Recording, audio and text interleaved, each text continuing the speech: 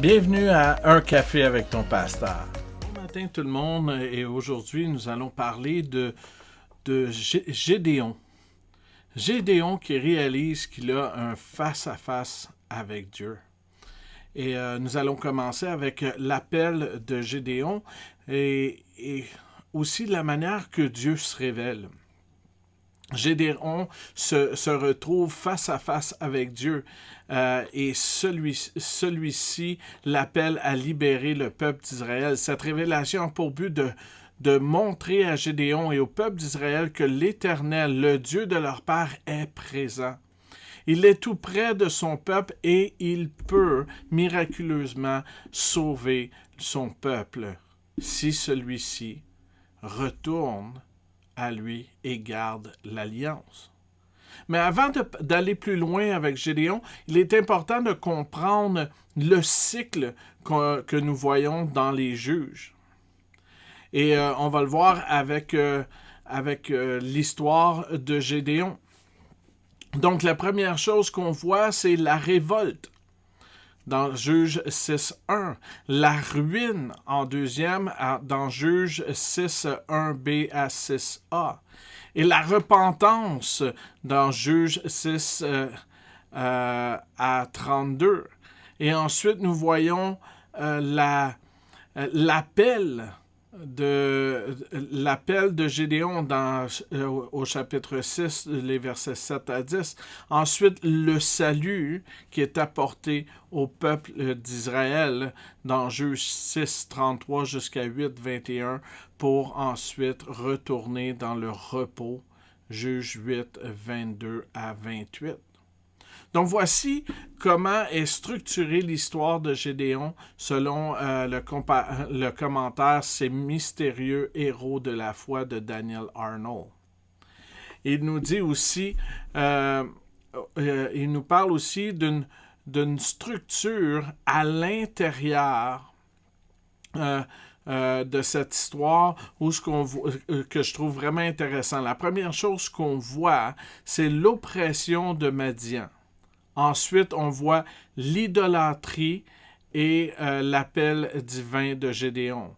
Ensuite, le signe annonçant la victoire d'Israël et la défaite de Madian et de Baal. Ensuite, la diminution des effectifs, donc de craintifs puis courageux. Donc ensuite, on voit la vision nocturne de la victoire de Madian, sur Madian. Ensuite, on voit l'inverse. Donc ça, c'est le centre.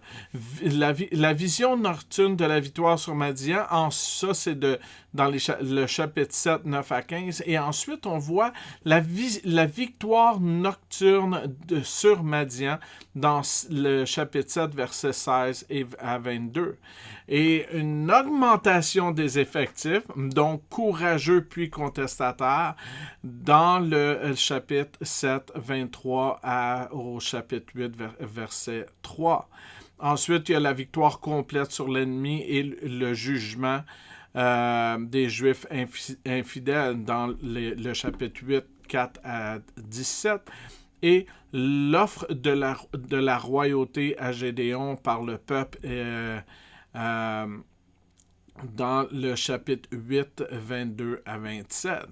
Et ensuite, dans 8, 28, nous voyons l'humiliation de Madian.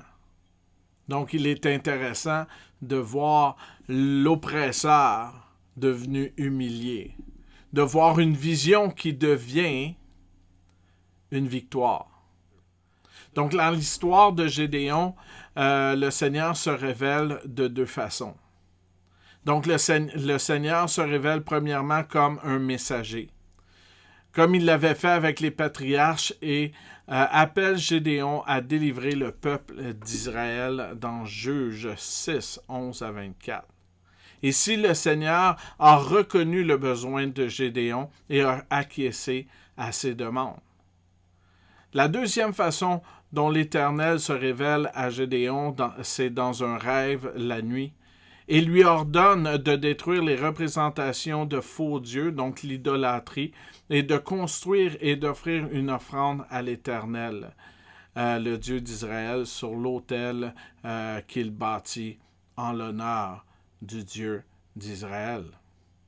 Donc, tandis que dans la première partie, c'est Dieu qui reconnaît le besoin de Gédéon et acquiesce à ses demandes, dans la deuxième partie, Dieu demande à Gédéon de reconnaître Dieu pour qui il est et de lui obéir.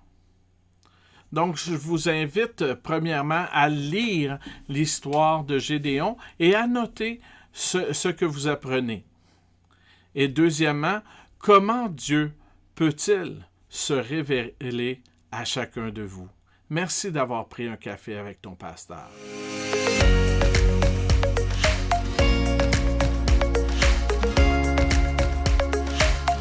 Reste béni.